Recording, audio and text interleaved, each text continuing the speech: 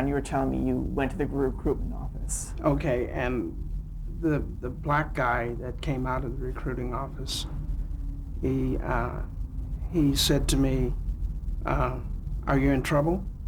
And I said, "What do you mean in trouble?" And he says, "Are you wanted by the police?" I said, "No, I'm not wanted by the police, but I have this letter."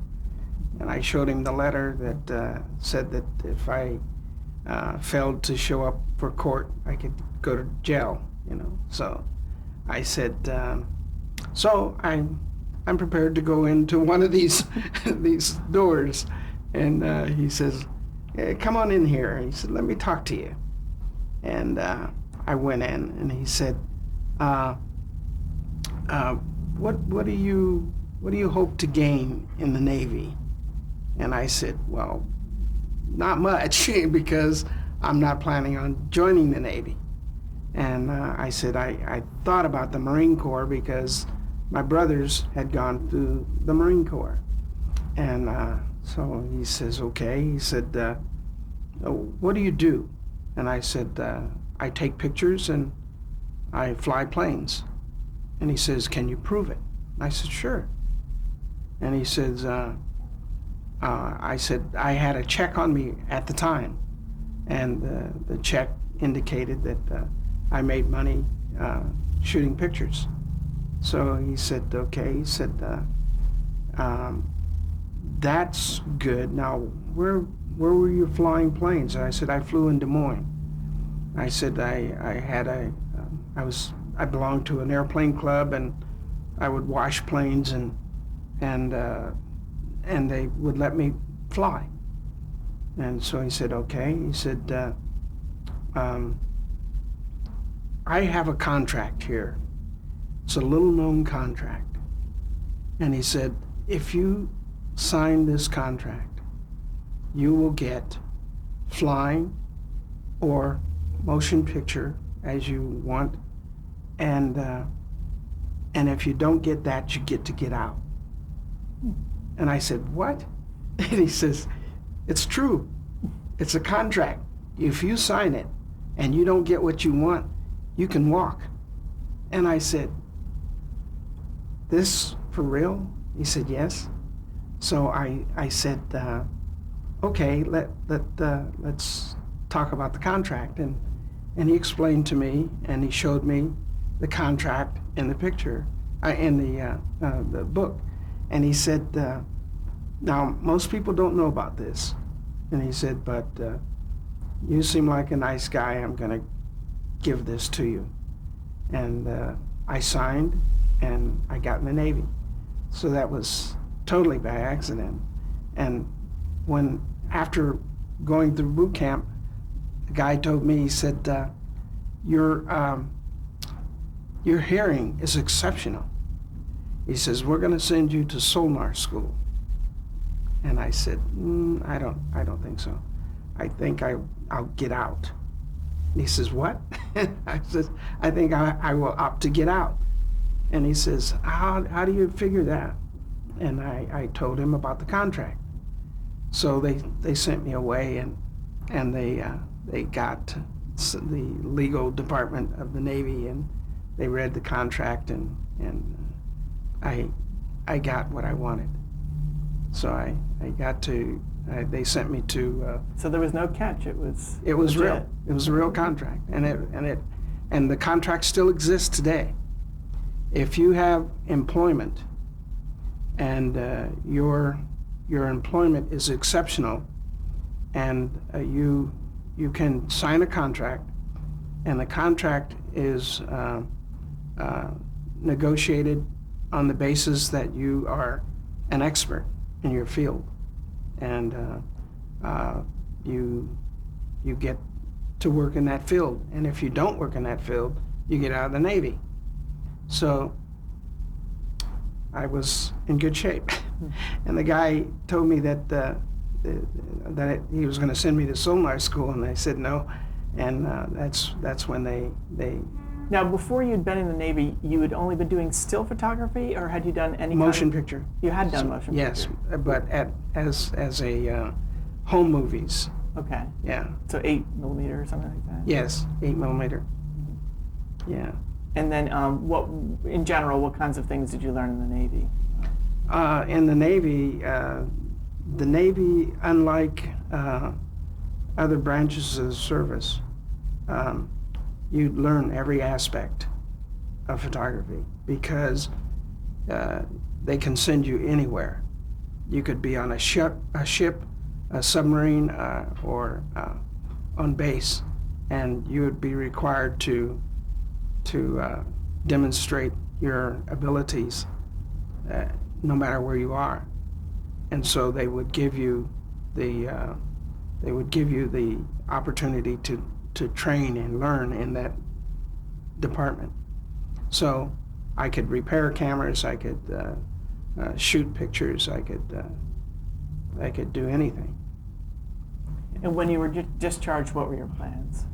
My plan was to be discharged and go to the back to Hollywood and try to get into Hollywood. And I met a friend while I was in the Navy, and this friend was his name was Richard Edlin, and he at the time wanted to be a press photographer. And I told him, that's not where it's at. You know, you don't want to be a press photographer, you want to be a motion picture photographer. So we saw a film, and the film was Cry for Happy, starring Glenn Ford. And we saw this film, and we got in an argument in the theater in the Navy. And Richard said, this is ludicrous. This won't happen. And I says, I think it will. And we argued. And there were 3 of us. And he said, I said, let's try it and see how far we get. And so we laughed about it, and we said, we'll try. But as soon as it's over, you'll admit you're wrong, I'll admit I'm right, and we'll go. The other guy, his name was Gagnon, and he said, I'm just going along for the ride, you know, 'cause I don't pick either side.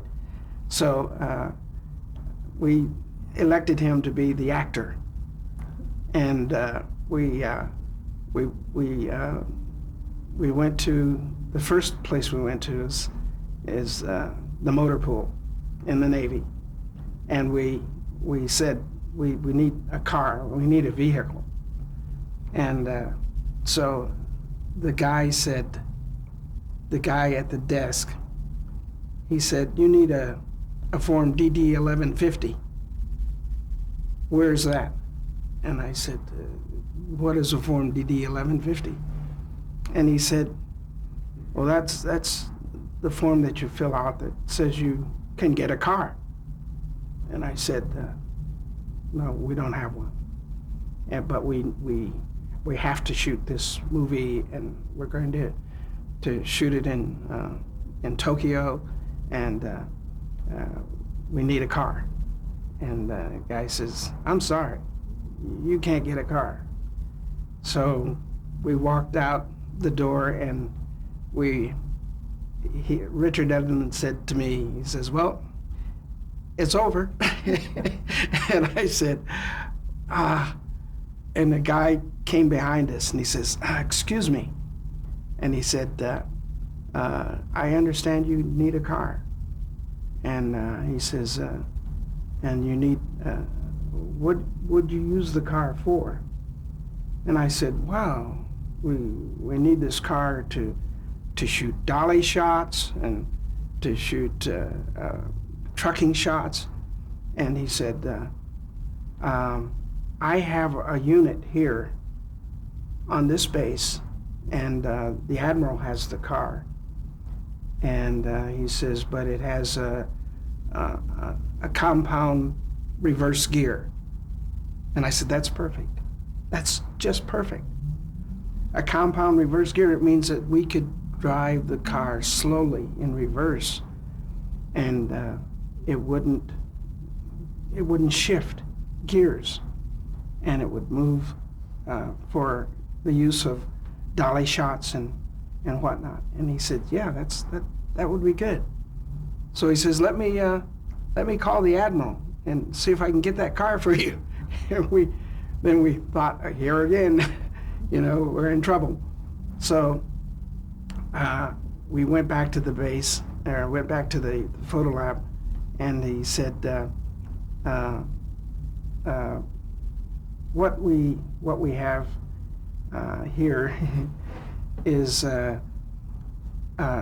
we're kind of at a standstill. If this guy calls and we get the car, then we'll continue. Otherwise, this is a mute situation. So we got the call, and said that the captain wanted to see us, and we got in our dress whites and went to the captain and said, we're here, reporting here as ordered. And he says, what do you guys want with the car that the admiral has? And we told him that we understand the car was had a compound reverse gear, and we needed that to shoot dolly shots. And he said, okay, all right. He says, you can get the car. The admiral's coming in a moment. And we waited a while, and the admiral came in. He said, I can get another car. So we took his car. And after that, everything flowed like clockwork. And it was wonderful. Everywhere we went, we went to, when we first got to Tokyo, we put our actor on a plane. We stopped a plane and told the guy that was in charge of the airport. He stopped the plane at a different section of the field, and we put our actor on, and the plane took off. It was a Swiss Airlines. It took off and circled the field until we got ready, and the plane landed and pulled right up to the carpet where the people were coming off, and the people are going, what's going on, And we got our shot, and everything like that just flowed. So what were you actually shooting? What was the We were film? shooting our actor, and we were shooting what happens to a serviceman when he first comes to the base in Japan, and that was our concept. And from there, like we went on the wrong side of the street, because the Japanese drive on the opposite side of the street, and we went down the street, down the highway, Wow. and cars are getting out of the way, and it was just a wonderful thing. Everything happened. Everything seemed to happen like clockwork. It just flowed, and we ended up shooting the picture, and we shot in the Imperial Palace. We shot in the Diet building, and we asked to shoot in the Emperor's Palace, and they said this is verboten, and so we went to the ambassador. His name was Ambassador Reischauer at the time, and his secretary saw through us, and she said, this ambassador is very, very wise. So she says, I'm not going to say anything to him, but you're going to be in for it when you go in there and tell him that you are here to shoot a movie and you want to get in the Diet building, or not the Diet building, but you want to get into the Imperial Palace, or I'm sorry, not the Imperial Palace, but the Emperor's Palace. So we went in, and he talked to us a while, and he said, and he pulled out the desk top drawer that had the, it was like a writing table. And he said, he looked down the list and he said, you know, I hate to spoil your guys' concept, but anybody who's anybody that comes to Japan, their name is on this list, and your name's not here. And he says, now what are you guys trying to pull? So we broke clean and told him that we saw this movie, and it was Cry for Happy, and we were trying to duplicate the movie. And he said, okay, he says, I gotta tell you this. He says, you guys have guts, and I appreciate it. But he said, if you hurt the Japanese government in any way, I'll have you hanging by the yardarm. And he says, so don't make any wrong moves. So we shot.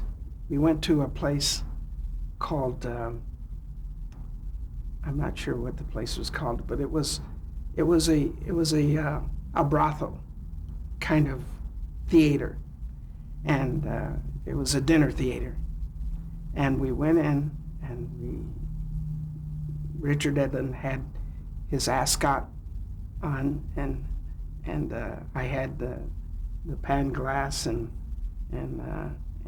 no, Richard had the pan glass, and I had the director's finder, a piece of the equipment that came off of the camera, and I was looking through, and he was looking through, and the guy came up to us and said, excuse me, how can I help you?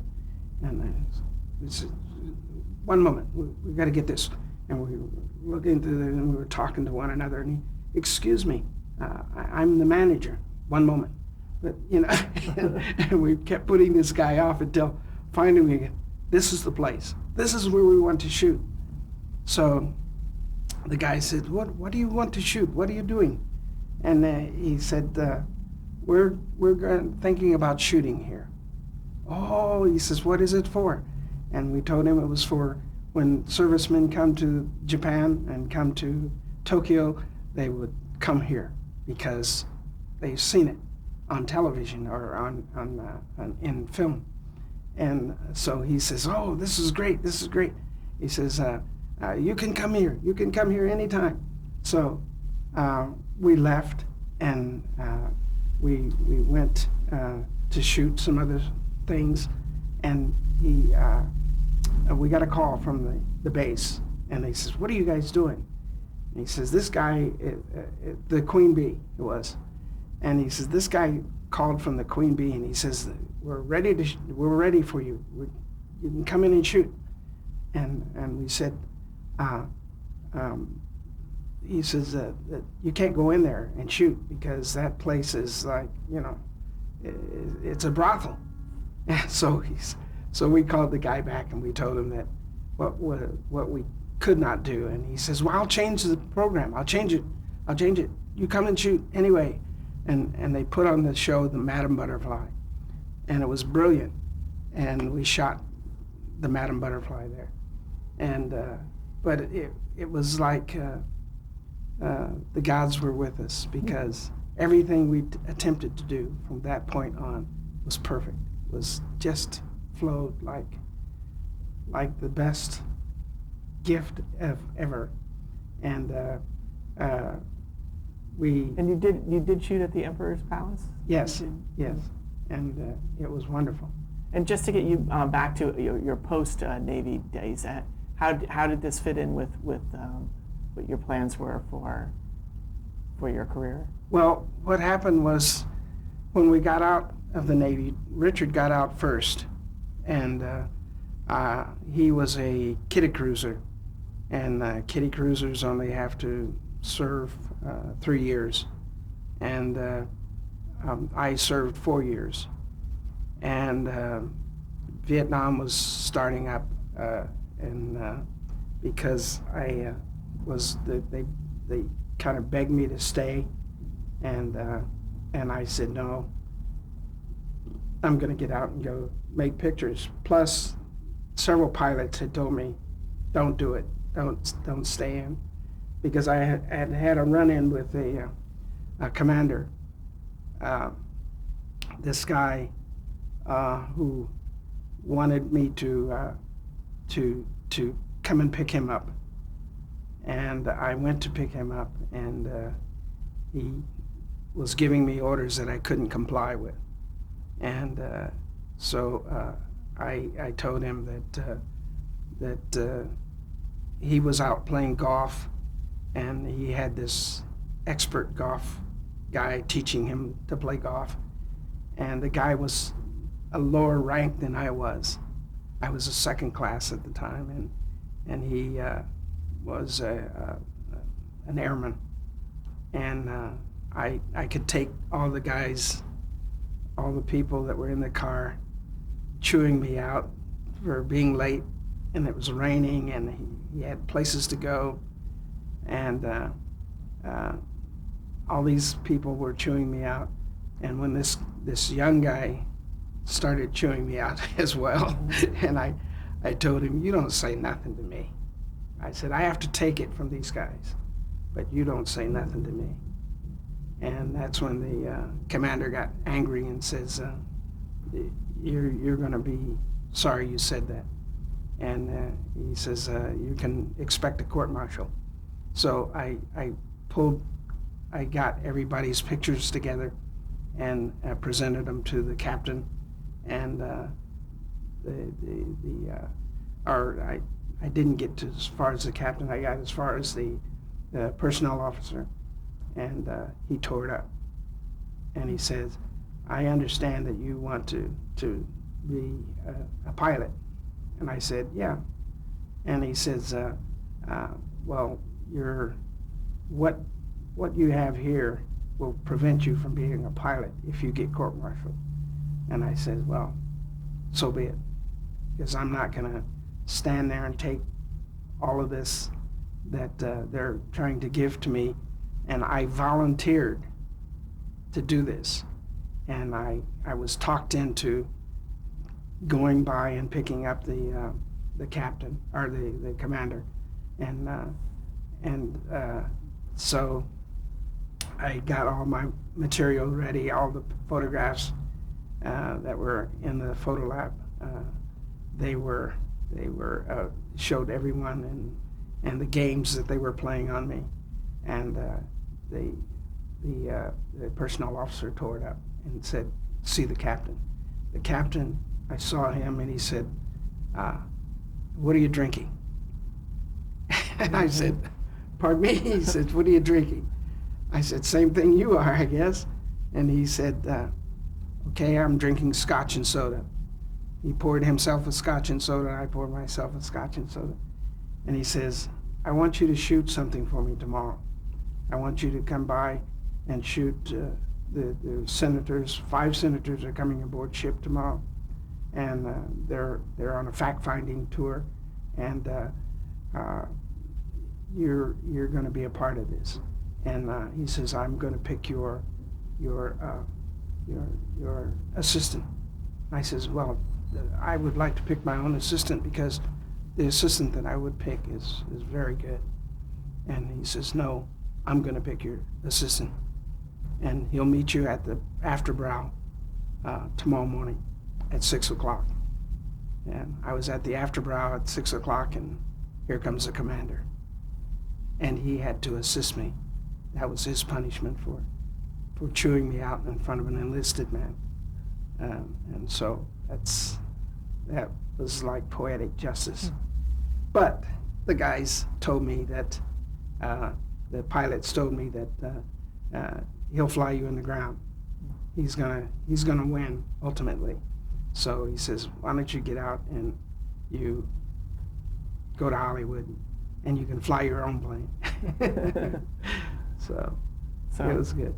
So when you came right back to LA, based on the previous experience, how were you going to break into the business? Well, Richard Edlund got out, as I said earlier, that Richard Edlund got out first, and I got out second. I took a job, when I got out, I took a job with Austin Studios, and I was an engineer, and I created a replenishing system so that the chemicals would replenish the solution, the developer solution, so that it wouldn't start to fade when due to the lack of strong chemicals. So I invented this little device that allowed the chemicals to stay the same.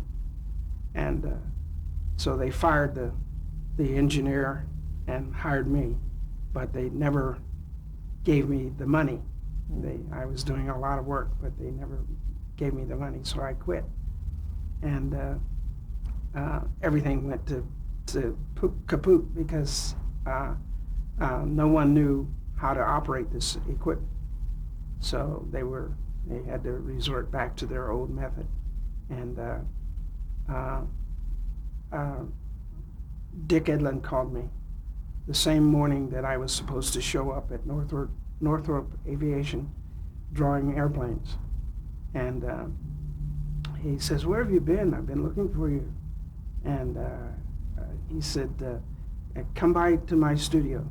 Come by to where I work."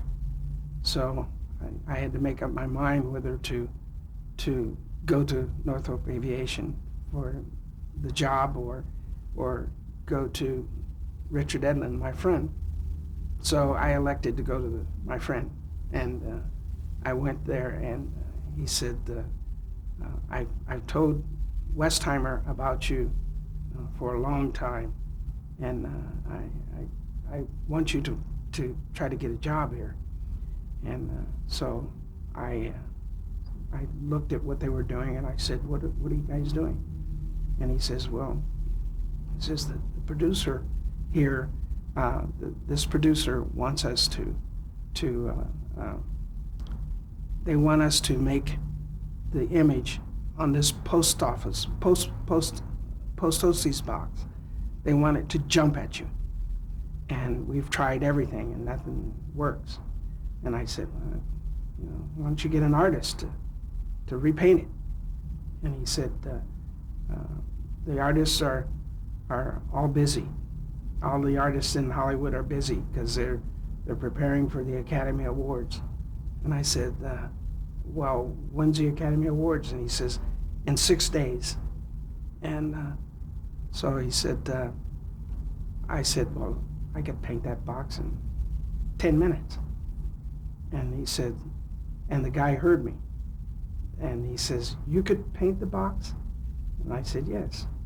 And he says, and what would that do? And I says, and we'll put a filter on and it'll jump at you. And he says, how's that?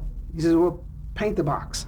So I painted the box, and I asked Richard for some cobalt blue paint, and I painted it cobalt blue, and the boxes were black and white. In those days, everything was black and white because it was black and white television. And so I painted it in blue, and I told the owner, put a K2 filter on and it'll jump at you. And he did, and it worked perfectly. So the owner of the company said to me at the end of the day, he said, I'll see you tomorrow. And I said, okay. And I turned to Richard Edlund and I said, what does he mean by I'll see you tomorrow? He said, you're hired. So I went to work for the Westheimer Company, and I worked for the Westheimer Company for 4.5 years. It's actually was the Westheimer Optical? Yes, it was Westheimer's Optical House. Okay, we'll stop right here. We'll pick it up on the next tape.